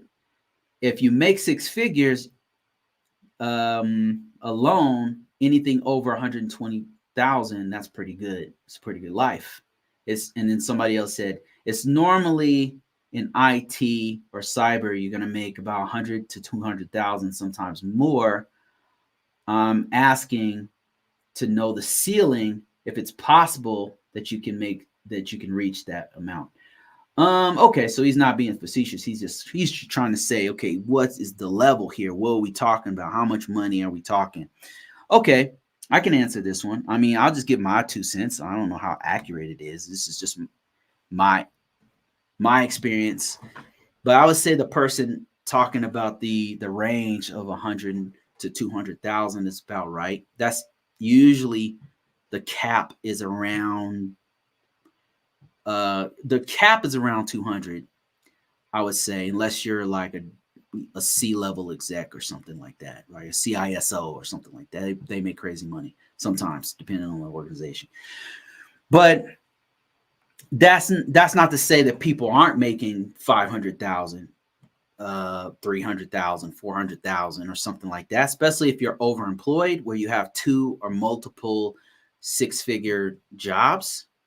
Now, if you're trying to make, I would argue this. The cap is around 200,000 usually, right? There are some freaks out there who are making way more than that with one job. That's true. It's true. And who are these people? That's usually FANG people working in like New York or something like that, and they're doing like high level work for Google or some, they're working directly on Google's search algorithm. Those guys make ridiculous money. That cap is crazy, right? They got all kind of stocks. So those guys are making 400,000, 300, like crazy money, right? So I'm not talking about them. They're an exception to most rules. And you see them on, people are just, their greed glands are salivating when they hear those kind of numbers. But that's just not, those are outside of the norms, right? That's why I don't talk about those kind of numbers, because that's not normal. It's not what, I've been doing this 20 years. I've never seen no money like that. And most of the people I know have been doing this as long as I have, and they haven't seen money like that. That's not to say people haven't, but it's just rare. That's like a 3-4% people make that kind of crazy dough. It does happen. It's just rare. And it's usually FANG people who are high level IT people or something like that, who are making over like 3, 4, 500, that kind of money. Anybody making 200, 300 and those kind of crazy numbers like that, there's a couple I've heard about making 200 on the East Coast. I don't know, with a TS clearance. They're in a great company with a bunch of stocks and stuff like that, or they're working for Fang or something. I would say the upper limit is around 200, to be honest with you. And anybody else is kind of freaks of nature. It just doesn't happen very often. If you're trying to make 500,000, like what if you are trying to make a 500 or a million or something like that? Then you need to think way outside the box. You need to be an entrepreneur. Entrepreneurs, they don't have a cap on what they're doing. So the folks on influencers or business people or people like that, they're entrepreneurs starting businesses and they're making 400,000 or 500,000 or $1 million a year because they have a business that they're supplying some sort of demand on some other level. They're not just working a job. So I'm not saying it's impossible. You could totally do it. But all the people who are saying those kind of crazy numbers, normally they're an entrepreneur. They're selling a product or they're selling a service. They're doing B2B, something like that, right? They're way outside the box of what we're talking about. So somebody said overtime can get you there if you're hourly paid. True. Like if you're overemployed,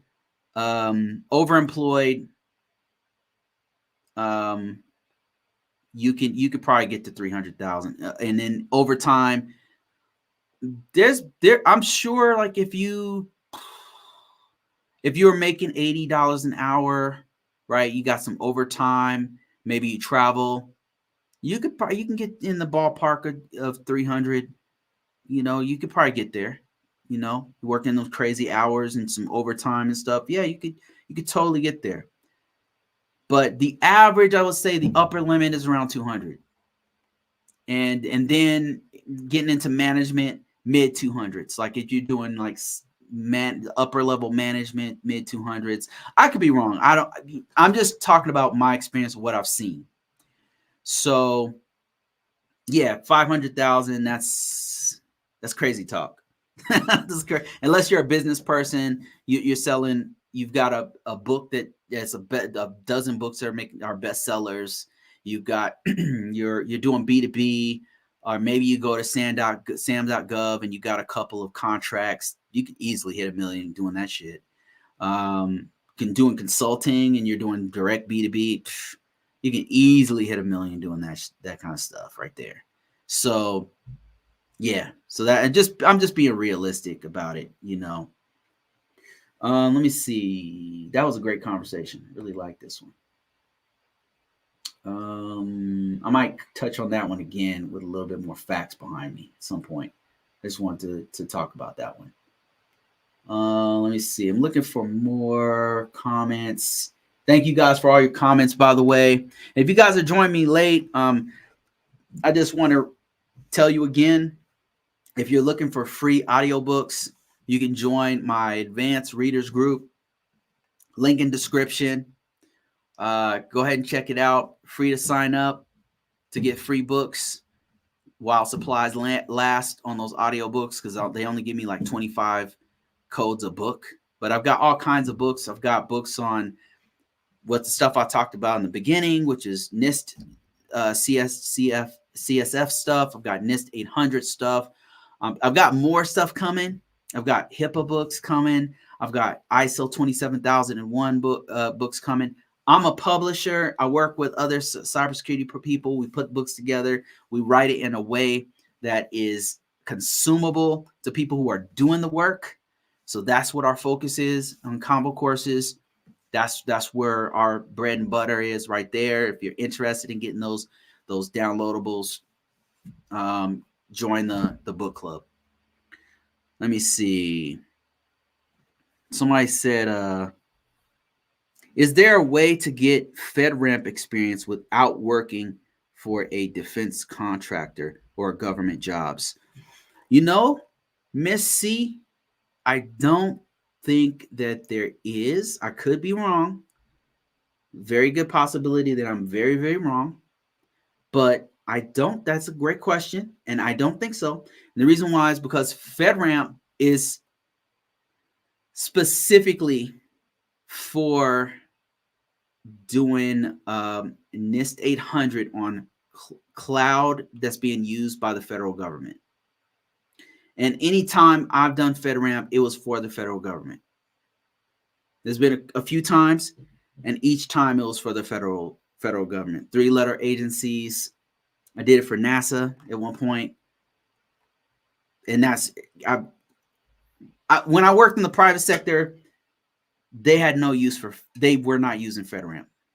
They knew what it was, but we were doing B2B for straight private sector stuff, so they just didn't need it. So I don't think that you can get the experience outside of the federal government or the contracting space, because nobody else is using it but the federal government, the U.S. federal government, by the way. So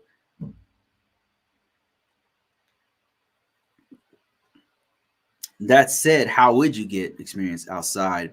How would you get the experience? One thing you can do, there's a couple things you can do, is if you have experience with cloud, they're looking for you. The FedRAMP, the guys who would do FedRAMP are looking for you. So if you have cloud experience, that could help you towards getting a job with FedRAMP. If you have experience with NIST 800, I've gotten hired a couple times doing FedRAMP because I know NIST 800 and my experience is in NIST 800 and NIST Risk Management Framework. So they would pull me in because that's all FedRAMP is. It's a marriage between those two things, NIST 800 and cloud technologies. So if you're mastered one or the two of those things, then people who do FedRAMP will be like, oh, this person is an AWS certified person. They might know some of the stuff. They could look at the logs. They could help us to develop, get through this FedRAMP process to make sure that the AC controls or the CS control or the SC controls or the IA controls or whatever security controls we need to do are good, because they're going to understand how to secure a cloud-based system. I hope that makes sense.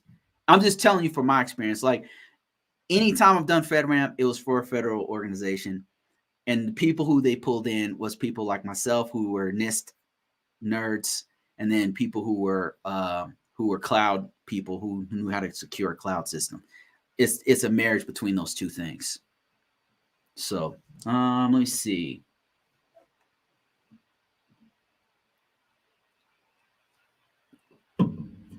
Let me see. Caltech says he's talking about let me show you guys my screen here. He gave me a comment on every ISO needs to know this. Okay, this is one of my best videos, by the way. And in that video, I was just saying one of the things I didn't know as an ISO is how important communication is, and how to communicate with different levels of the organization, and kind of seeing things from a big picture as an ISO. He says, thank you for this. I work with DoD as an ISO network specialist. I've been in the field for 2 years. I'm just starting to learn risk management framework now, and it wasn't required in my previous position. This is the kind of person who I'm reaching out to, because that was the same thing that happened to me. Like, I was in a position where I was an IT person, and they kind of pulled me in. I was baptized by fire. They just threw me in with the lions and said, hey, we need a system security authorization agreement, is what they call it, which is another name for a system security plan. And no, they had no template for it. They had no idea. Nobody there knew how to do it. They just all they knew is they needed an ISO, and they needed to do they needed to do documentation on the system. And so they kind of pushed me in there, and I did it. and I had no idea how to do it. I just read I was reading federal documents to figure out how to do it, and then reading the policy on how to do it. And I figured it out and then made a template and said, hey, here it is right here. And they were like, did you do this? I said, yeah. They were like, can we keep this template? I said, sure. So I created a template based off the federal guidelines. This was years ago when they were doing, I don't know if you DITS cap. I don't know if anybody even knows what that is anymore. But yeah, I put the template together, gave it to them. And then the assessor was like blown away. And they were like, can we use this? And I said, yeah, sure. Okay, I got a question. Let me see. Somebody said, do any vendors such as Cybrary have any materials for learning FedRAMP? Man, that's a good question. Not that I've seen. They might. Cybrary might have it. Who else might have it? Udemy might have one. I've been thinking about doing one. A couple of people have asked me to do one. But Pluralsight might have one. Pluralsight has really good stuff. So AI Auditor says that Pluralsight has a FedRAMP learning. They might have one. Pluralsight has some really good stuff. They do have it, but it's not detailed. Oh, okay. So Pluralsight has a really good risk management framework one.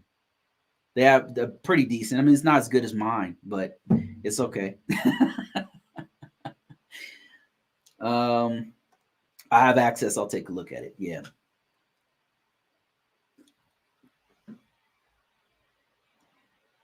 Let me see here. I'm trying to look for other. I'll do a couple more comments here, and then I'm gonna call it a day. Hey, question. Somebody said, let me share this question with you guys. You guys have any questions about any part of this? This is the time to ask before I close this thing out. Austin says, hey, question. I just bought the risk management framework course. If I showed up on the first day, I want to put myself sort of, and they want to see from an auditor perspective to help secure my own stuff. Would I determine what other controls? How would I determine what other controls need to be used? Is it just Nessus scanning and seeing what's missing? This was 11 days ago. I need to answer this one. Okay, let me see. What's the question again? Man, I need to answer this one for its own question. Okay, so if I understand the question, they're asking, how would you know what questions? Okay. How would I determine what other controls need to be used? Okay, I can answer this one. Okay, so how do you determine what controls need to be used is based off of the impact level of the system. If we're talking about risk management framework, then it's based off of what is the impact level of the system. So if you get to an organization, and you're trying to figure out what controls are supposed to be used. What can give you that an indication of that will be the impact level. And when I say impact levels, there's three. There's a low impact level, there's a moderate impact level, and there's a high impact level. Now, there's other things to consider, like the tailoring of controls. That's other controls that are industry specific or organization added. Sometimes organizations can have their own controls that they create and put them in there. I've seen that before. You can have controls that are not required, even though it's a medium. They don't require certain ones in there because it's just not relevant. Like there might be an organization that doesn't have any wireless whatsoever because it's not allowed. And so, of course, the wireless controls wouldn't be, you tailor those out. You take those, you cut those out of you would need them because you don't have, so you don't have wireless. So why would you need a wireless, or another one would be remote. Like if you have zero, it's air gapped. It's its own system. It's not connected to any other network. It's 10 systems that are in a lab that are not connected to anything else.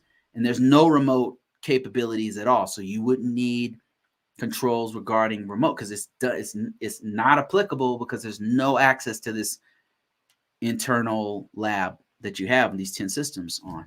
So how would you know, like just walking in off the street, if you have a NIST 800 system, is what is the level of what is the impact level? Is it a low, a moderate, or a high? And if you go to the NIST 853, it has a baseline of controls that are low, moderate, or high. And you can also find it on this site right here. It'll look a little something like, let me see if I can show you. The best thing I could do is just show you exactly what I'm talking about. So if you go to, see if they still have it out there. See if we still, yep, here it is right here. Okay, check this out. So if let's say you were looking at AC controls, how would we know which controls to use if you just walked in off the street on a system? Here's how you would know.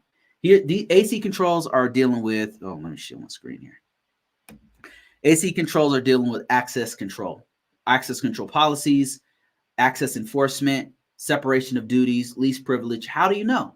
So if it's a low impact system, low impact systems, moderate impact systems, and high all need to have a policy that addresses access controls.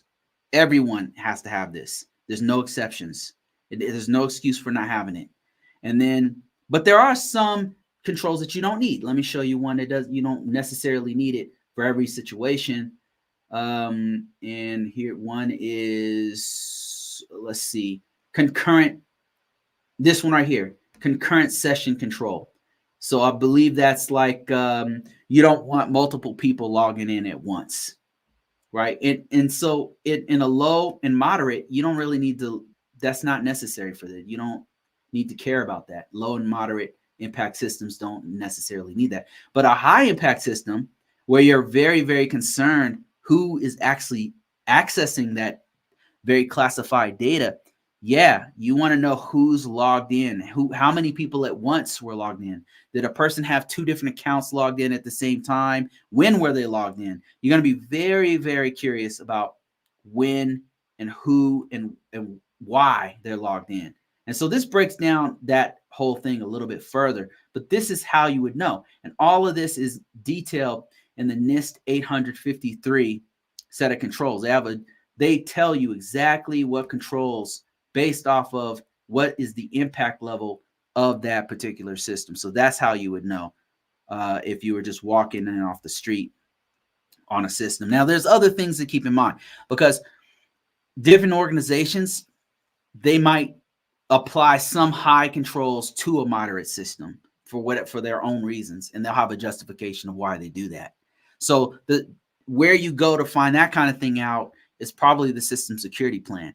Once you get into the organization, and the system security plan is going to tell you whether it's a low, a moderate, or a high impact system. And then it's going to tell you, okay, we've tailored these controls out because we don't need them. We don't use wireless here. We don't care about concurrent sessions of people being logged in. And this is why we don't care about it. So that system security plan is going to tell you everything you need to know. Now, if you're doing this from scratch, you come in, you don't know what the impact level of the system is. You don't have a system security plan. It's a new system. That's kind of a different situation, and you're kind of going to be one of the first ones to know. The thing is, you're not going to be the one to tell the organization what the impact level is. You're going to make a recommendation based off of the information, based off of what's going on. But ultimately, it's the head of agency and his office or her office that determines, yea, verily, this system shall be a moderate impact system, and here's why. They're the ones who make the final determination on whether it's a low, a moderate, or a high impact system. They're going to listen to, well, hopefully they're going to listen to your recommendation if you have any, but they're the ones who say it's this is what we're going to have. So I hope that helps with that question. All right, got a couple of conversations going on TikTok. What advice would you give to a GRC prospect coming from the Salesforce realm as a Salesforce admin? What advice would you give a GRC prospect? Somebody who wants to get into GRC, but they're a Salesforce admin. First of all, let me see what does a Salesforce admin do? Salesforce is that? Let me see. Salesforce administrator. Is that like a cloud administrator? The Salesforce administrator typically work with the company stakeholders to customize the platform, support. So you know about the services, and you would come in and say, okay, client, you guys need X, Y, and Z. You guys should have this plugin for Salesforce. Support users within the company and forge a connection between the business and technology. So you're like a salesperson. You're like you come in, you know the product and the service, and you say, okay, okay, what is it then? What is a sell? What would you do? Like just in one sentence, what do you? What I can give you a recommendation based off of where you're at. I can give you a better recommendation based off of where you're at. Is it more technical? Is it more sales? Is it more what do you actually do as a Salesforce admin? We configure the system on the back end to support users, including privacy, automations, etc. Okay. So so do you have experience doing doing access controls? Do you have, let me show you something here. Look at my screen. Let me see if you can. Here's what I would recommend. Let me show you. So this right here, what you're looking at is the control families for the NIST 800. I'm going to explain why this is important in a second here. Yeah, we deal with permissions and access. Awesome. Okay. So that means you've dealt with a lot of this stuff here on this list, and that's good news. So look at this. If you have access, if you've done a lot of these things before, then you have quite a bit of experience doing GRC type work, or at least touch on the perimeters of GRC type work, because this right here is a GRC standard, what you're looking at here. This is NIST 800. There's many different GRC standards, and this is just one of them, but all of them kind of cover the same ground. Now, what you want to do is word your resume in such a way that the people who you are trying to get the job from understand your background in the context of GRC. Let me explain what I'm talking about here. So you said you have you deal with permissions and access a lot. Great. Check this out. This control right here, access controls, they want to know that you have this experience. You just need to word it properly. So they want to know that if you have exposure to access policies, which I think you do, because if you haven't written them, you've definitely applied them. So you need to explain that you have access control experience, you have access account management experience, you have access enforcement experience. These are the kinds, what separation of duties are. You know what least privileges are. So these are the things you need to put on your resume. The way you want to word it.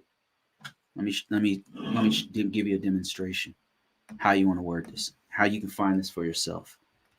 What I'm going to do is I'm going to go to LinkedIn. Check this out. So here I am. This is my LinkedIn page right here, and I'm live on LinkedIn. But this is LinkedIn, right? So what you want to do, check this out. You go GRC.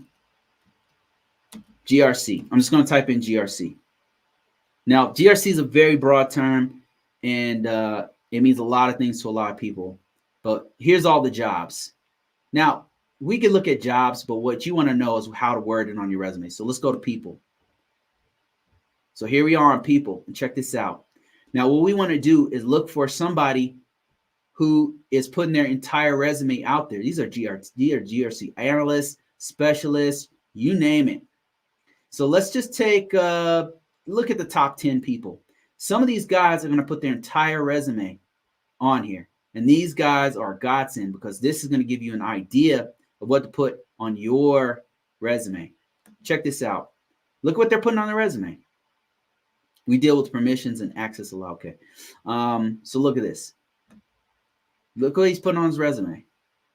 Ensure that security assessment authorization process follows the NIST 853. What else does he do? Create requirement traceability matrix. If you know what any of this stuff means, you need to put this on your resume. You need to use this type of language on your resume. See how he has all these. This right here, look at this. Identity access management evaluation. You've done this, right? You need to put this on your resume. There's a reason why this guy is on the top search for all GRC. It's because he did his resume right. He's the top search for GRC. This is where you want to be. So you want to copy the wording that he's using. Look at the keywords. He's got Sarbanes-Oxley. He's got NIST 800. This is all GRC stuff. And that's why this man is number one on LinkedIn. You need to copy what this person's doing. I'm not telling you to lie. I'm telling you to make your resume have the keywords that you need. You've done a lot of this stuff before because you were a Salesforce administrator who configured the back end of systems, and you've done access controls and things like that. So here's another one. You want to look at, okay, so this person you're going to find a lot like this who they're not putting their stuff out there. So we're going to go to the next one. Aaron, let's go to Aaron's. Look at Aaron's. So Aaron's also not putting a lot of stuff out there. But you can even look at the roles. Look at the roles that he's putting in here. GRC. You might have experience. You get the idea, right? You want to tailor your resume to look for people who are looking for GRC positions. Now, one thing you need to know is most people don't call it GRC. A lot of them don't call it GRC. A lot don't. Okay, so a lot of times they're going to call it the standard that they're using. An example would be PCI DSS. If you have exposure to PCI, and I don't know if you do or not, but one of these standards you have exposure to, PCI DSS, you probably want to look for people with that experience and do the same thing. Look at their resume and see how they word it. Another standard, a GRC standard, would be NIST 800. If you have any kind of exposure to what this is, if you know, another one is HIPAA. If you had a client, a Salesforce client that you guys had to set up access controls for a healthcare organization, you might have had some exposure to the HIPAA GRC standard.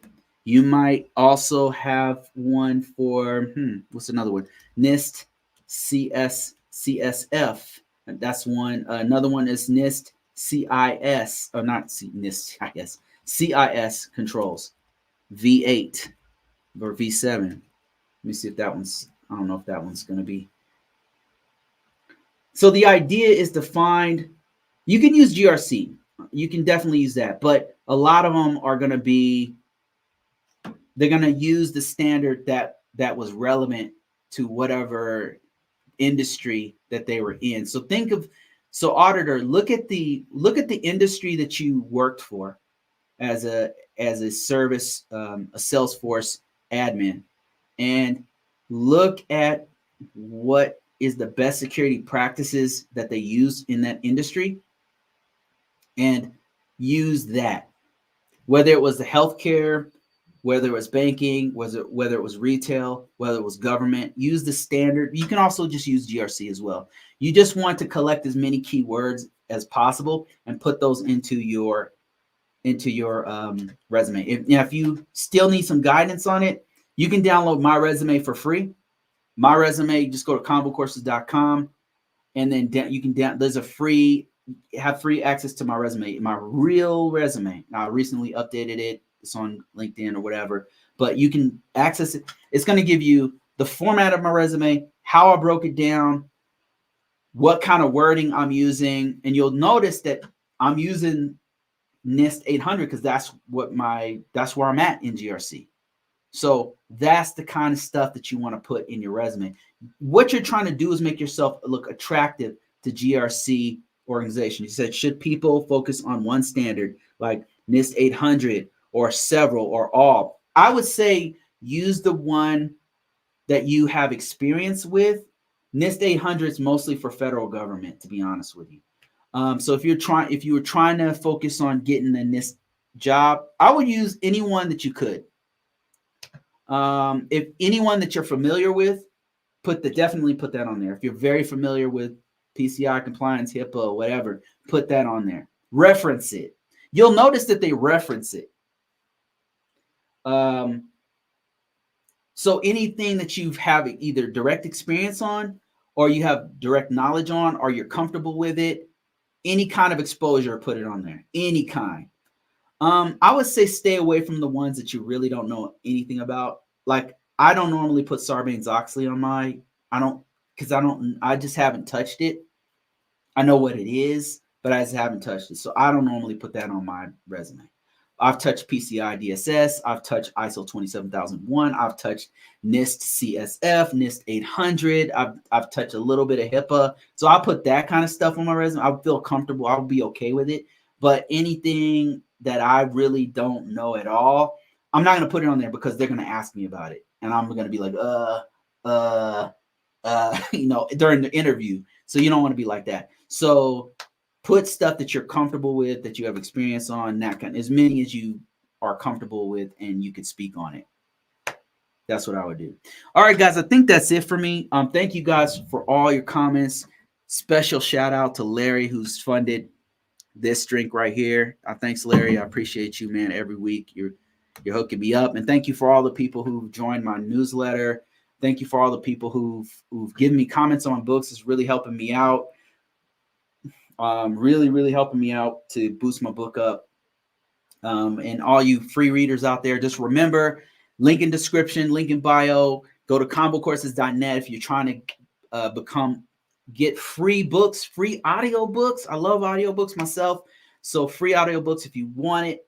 Like, I have codes out there, only 25. So just sign up for it's called Book Sprout. You'll sign up for that, and then it'll automatically give you a code that you could use to go listen to those books. And I'm looking for reviews. And there's also free ebooks. You can download the ebook, you read it. You got about 7 days to go back and do a quick review and say, Bruce is awesome. His knowledge is incredible. He's the most knowledgeable cybersecurity person on face of the earth, stuff like that. That's what I want to, that's the kind of stuff you have to put in there, just so you know.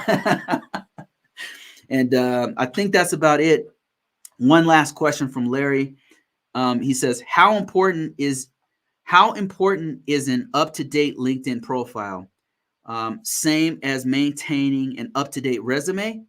Not as important. I feel like there is a trend growing for agencies to review all socials, including LinkedIn. It's pretty important if you're trying to get a job, Larry. I would say because what I noticed is this: anytime you go to your LinkedIn profile or your monster.com or your Dice, whatever, all of your profiles, whenever you update it kind of like pings the algorithm, and it instantly starts to boost your material, your content up.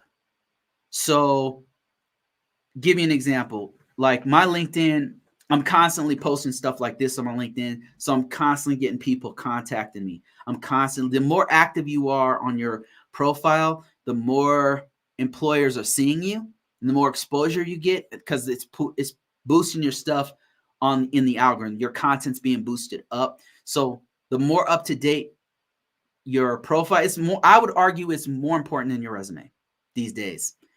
And not only on LinkedIn, but on Monster, on dice.com, and all the other profiles. It's really, if you're trying to get a job, it's really, really important to keep it up to date.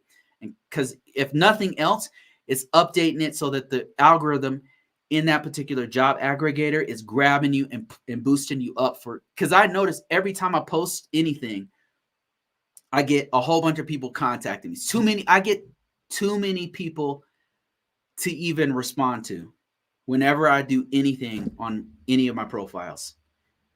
And that's a great problem to have, because it's just more opportunities. And a lot of times what I do is I just give it out to other people. I'm getting so many different opportunities, not offers, not job offers, because I got to go through the interview and all that, but people contacting me saying, hey, Bruce, in the local area over here in Colorado, we have this job opening, man, are you interested in it? And we noticed that you are available. I mean, we noticed that you have experience with X, Y, and Z. Are you available for this job over here in Illinois or whatever? So it's very important. I would argue more important than resume, because most employers are looking at it. You get more exposure on job aggregators on your profile. So it's super important. All right, guys, that's it. Thank you so much for watching. I really appreciate everybody. I will see you guys next week or sooner. Hopefully, we'll see. It depends on time, which I normally don't have time. But thank you guys so much. I'll see you guys very soon.